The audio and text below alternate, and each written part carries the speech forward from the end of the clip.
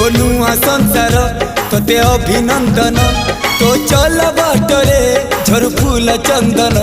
तो चल बाटरे झर फूल चंदन समयर चक्का भौरी घुरे घुरे फुले कांदनालो चढ़ीबू तू फूल सवारी धीरे धीरे फुले कांदनालो बाहागर सुख परा विधाता देइछि तोते विरह वेदना सबु सहिबाकु हवा मते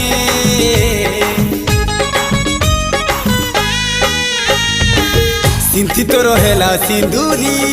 धारे धारे फुले कांदनालो